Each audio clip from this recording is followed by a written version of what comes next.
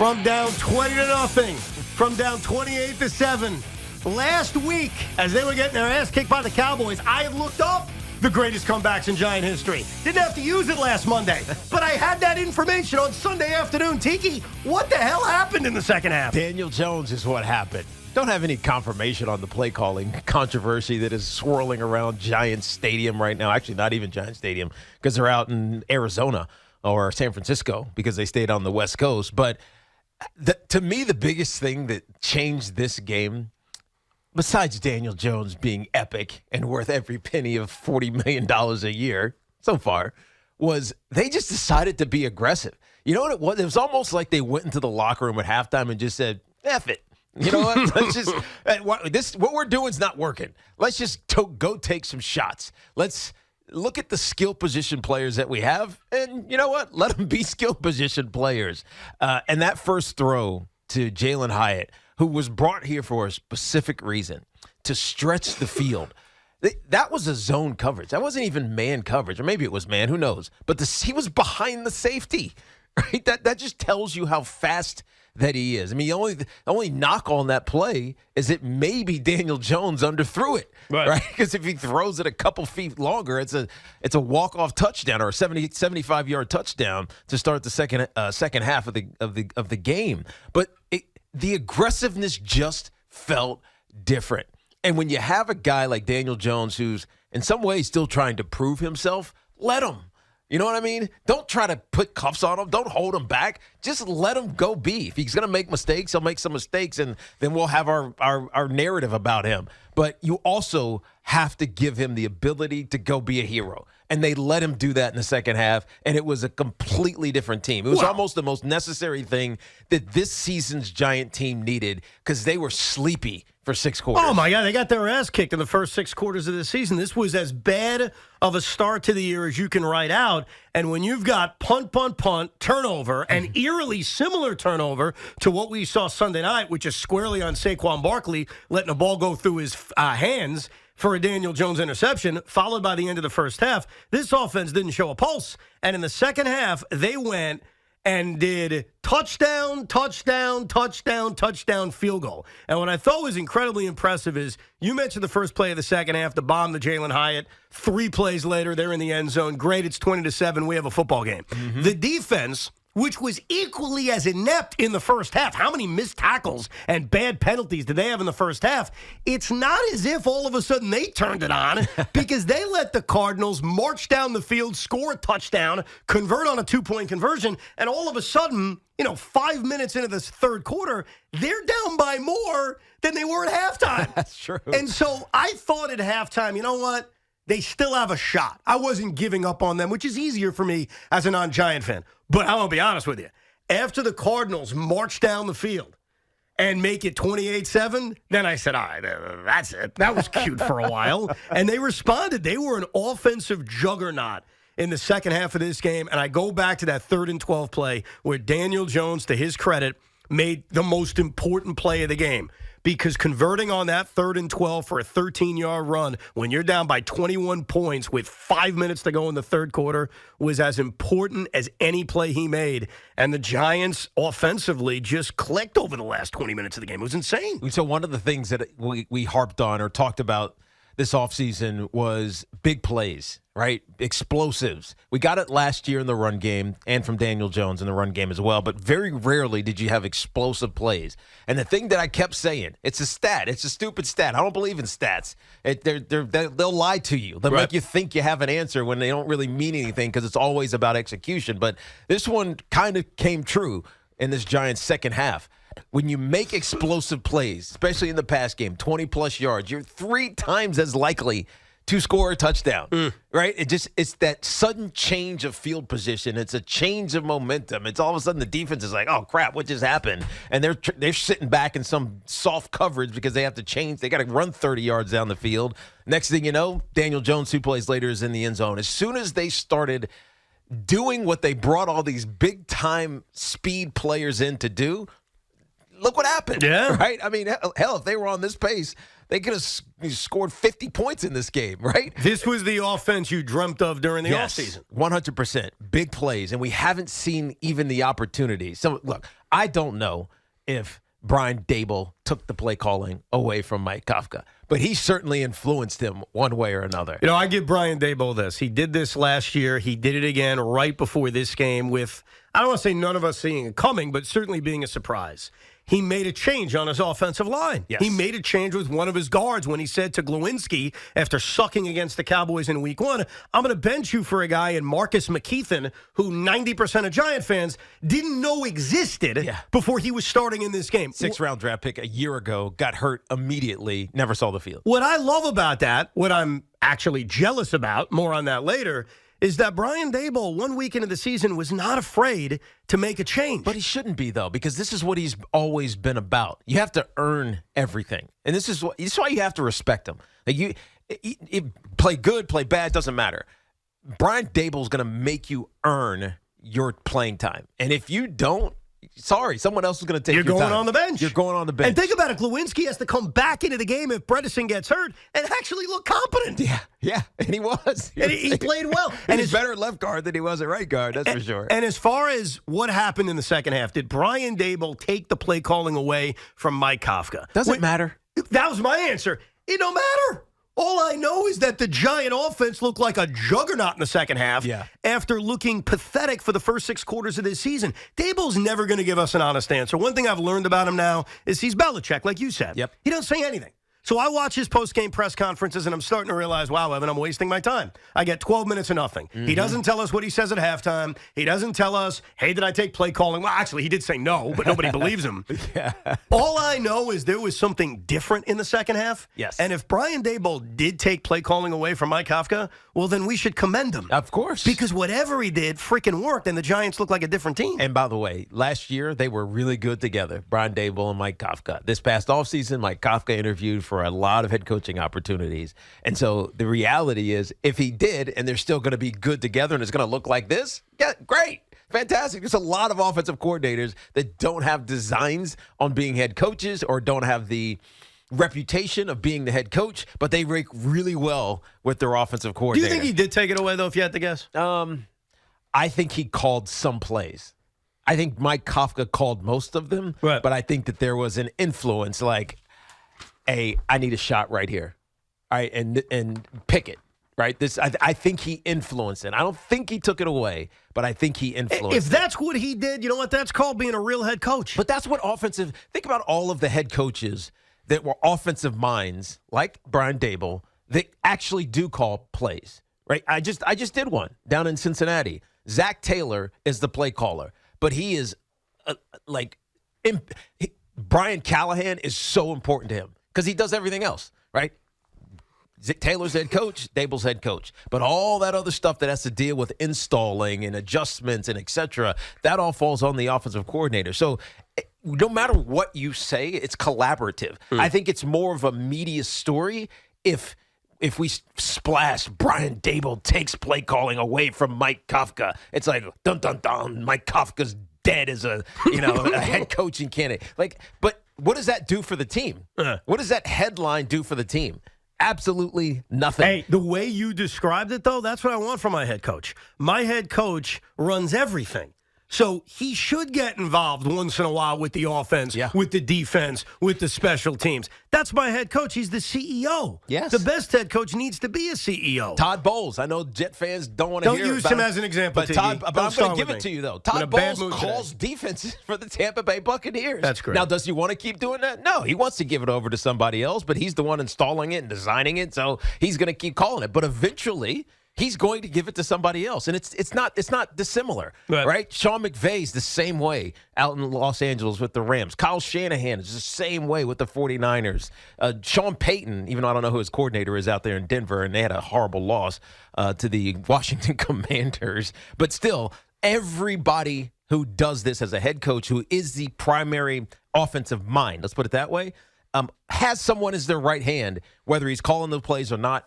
Ultimately, it doesn't matter. Now, as far as the Cardinals are concerned, here's the way I view this as a fan. The Giants escaped death yesterday at about 7 o'clock. Well said.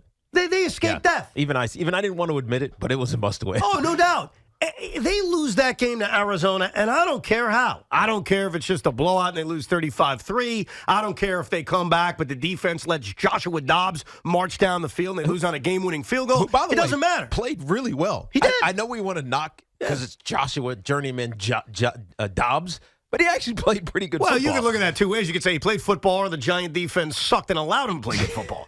You could take your pick. Here in New York, we're just going to blame the Giant defense. So they escaped death. All right, and I think if you're a Giant fan this morning, this afternoon, yesterday, the emotion I'd have is relief. Yeah. It would just be, oh, my God. I saw my football season dying, and then somehow it woke up. And, yeah, Daniel Jones having a historical second half, that should pump you up. Daboll making adjustments, that should pump you up. But I don't think we should look at the opponent and say, well, it's the Cardinals, whatever. I don't buy that. It doesn't matter who the opponent is, to quote The Rock. It doesn't matter. You got to beat what's on your way. And what was in their way yesterday afternoon was a tanking Cardinal team that didn't play like a tanking team. Well, they don't know they're tanking. Right, the players don't. James Conner certainly doesn't think he's tanking. Joshua Dobbs he's doesn't. Fighting for his NFL career. Every guy. Dobbs, same way, fighting for his NFL career. You're not going to throw these guys out there. Marquise Hollywood Brown, remember, he was with the Ravens. Right. He wanted to come to Arizona. Guess what? You're kind of an afterthought right now. You're fighting for your career. Every guy on that field is trying to win. So I would have these two emotions. A, relief. Our season's not dead. Mm-hmm. B, I'm not putting myself in the Super Bowl over this win. I'm not. I wouldn't feel that way. I don't know, but Daniel Jones plays that way. See, here we go. Oh, God, isn't it tantalizing? Man, it was so hot of him. That was amazing. It was sexy. It turned out. It was definitely sexy. That is a definition of sense of, whew, let's get the hell out of here. We got to win. We're banged up, but yippity-doo-dah, our season isn't dead in the middle of September. But you know what's funny? The way that he played in that second half, even if they had lost, say it goes into overtime and they lose, whatever. They lose 31-28 in overtime. After that game, if they had lost and Daniel played exactly the same, I would have said, man, but Daniel Jones is the answer. And you know what everyone would have responded with? They lost to the Cardinals and they're 0-2 and the season's over. But that's how I would have felt. I think that the takeaway on Daniel Jones persists whether or not they win or lose that game because he was amazing. You ask him to be the guy to carry this team. I thought it was going to be Saquon. I said it on Friday. Saquon's got to be the guy. He's got to get 130, 40 total yards. He's got to score some touchdowns. He's got to be the guy. And look, he did his part. He did score a couple touchdowns. But ultimately, what made this team go, and if you want to really look back at last year, what made this team go is Daniel Jones. Daniel Jones was awesome in the second half of this game. He made plays with his legs. He made the big throw when he had to. Saquon was certainly huge. I thought the 10-yard touchdown in which he kind of hits that pylon, that was a monstrous play because it's about to be fourth down if you don't score. So Saquon had a lot to do with it. The offensive line had a lot to do with it. But, yeah, we should throw bouquets at Daniel Jones. He was great in the second half of this game, but that was a needed victory. Mm-hmm. They lose yesterday. No doubt. I don't care if it's an overtime. I don't care how it happens. I don't care if it's the defense, because with 4.5 minutes to go after they tied the game up, Isaiah Hodgins' touchdown, there is that wonder of, all right, the Giant defense has had two good stops in a row, but for the majority of this game, they've gotten their butt whipped. Mm-hmm. Like, what defense are we going to see here with 4.5 minutes to go? And two things happen that need to be brought up in the open. Number one, Dexter Lawrence is a beast, but here's number two. You. And I don't mean you, Tiki, and I don't mean you, Sean. I mean you. You Giant fans in Arizona won the football game. Yeah. Because remember, the Cardinals have a 3rd and 6. Reasonable. Mm-hmm. Who knows what happens? 50-50. Got an athletic quarterback who can run. Absolutely. You can do anything can happen. Anything can happen to me as I'm getting ready for that play. 50-50. And you know what happened? For those that don't remember, you people made a difference. False start. Yep. Because it was loud as hell in Arizona. But we're not done yet because now it's 3rd and 11. Feeling better, but still 3rd and 11. You know what happened next? False start. That's right. The New York Giant fan in Arizona, whether you guys made the trip or you just live there because you're a transplanted New Yorker, and I'm sure we've got people listening that were there. You were in that building. You SOBs. You guys made it. And I didn't see this one coming. A monumental difference. Back-to-back false starts, egged on by a loud Giant crowd in Arizona. The Giant fan deserves like a quarter of the game ball. Yeah. Am I right? Look, it's 3rd and 6 to 3rd and 16? Yeah. That's a big deal, a humongous deal. Now, that's not going to be the case everywhere that the Giants go, but in Arizona, because nobody really cares and their fan base thinks they're taking, and they sold all their season tickets, or probably they don't even have season tickets. They're probably just available through the organization. The Giants fans showed up, and you got to give them credit. But I think the biggest credit goes to all the adjustments. I hate that word because the halftime. I don't really believe it. You just play differently or play harder. But they played a better brand of football in the second half. It was more aggressive and it was smarter, and that's why they won this game. And more importantly, above everything else, last year, they won games early in the year thanks to defense, the Titan game, the Raven game. They showed yesterday that no matter how many points they're down, there is a belief in that room that they could punch back. And if they have to, when the defense sucks, it's going to be with Daniel Jones in the offense. And now this is a pedigree of Brian Daboll football. They come back in football games, which is so huge. No, absolutely. I don't want, and I know there are people listening that want me to rain on your parade, Tiki's parade, Sean's parade, and dismiss it because it's the Arizona Cardinals. Okay? And there's a part of me that wants to do that. There's a part of me that says, well, you beat the Cardinals, you're 1-1. But that was a football game in which they stared death straight in the eye. They all did. Brian Daboll did. Daniel Jones did. Saquon Barkley did. Joshua Ezeudu did, who did a remarkable job filling in for the best left tackle in the NFL. So we all know how flawed Arizona is. And here's my prediction with the Cardinals, by the way, for those that care. They had their 2 cute games. They gave Washington a lot. They gave the Giants a lot. Now they'll morph into the team we all expect. But it's what I told you Friday. Mm-hmm. These teams worry me early. Yeah. Because they think they're good. Because they don't know they're bad. They don't know. They don't know Belief that they're going gets sucked out late. Yeah, they don't know they're going to be a top 5 pick. Right. They don't know it yet. Now they know. Now they know because they blew a 21-point lead in their own building to a Giant team that looked as bad as any football team humanly possible. Yeah, they don't know how to win. Not yet. Yeah. So don't put the Giants in the Super Bowl. This shouldn't reevaluate your confidence in them. But what they did, and it's something similar to what I said about the Jets in Week 1, and we know how well that turned out in Week 2, the New York Giants showed balls. Mm. They did. They were dead. Dayball. Whatever. They showed it, man, because they were dead. I think most Giant fans looked at this game at halftime and said, we're dead. And they fought back. And more than even halftime, 28-7, I thought they were dead. How could you think we haven't been alive, Evan? 1949. We weren't even alive. Hold on. You were alive all last year. Did you forget what happened last season with this New York Giants team? They didn't come back from 21 it points didn't down matter, last but year. They came back from a lot of Tiki. bad starts No doubt. in games. No doubt. Look, this resiliency that showed itself last night or yesterday afternoon. I guess it was last night because it was on the West Coast. That showed itself yesterday was the same thing that we saw for the majority of the season a year ago. That's why you always believe this team can win, even if they are down by 20. You know what I mean? Because all it takes is a couple stops and Daniel Jones being Daniel Jones. And think about this. The Giants in the Daniel Jones era struggle to score 30 points in a game. Struggle. Yeah. They put up 31 and a half. I don't care if they played a JV high school team yesterday. 31 points and a half for a team that never scores 30 in a game. And a half? When their defense sucked all afternoon, that's a win. And I don't care. They sucked Stash in the these first wins half. in their pocket They now. sucked in the first half. They played really well in the second.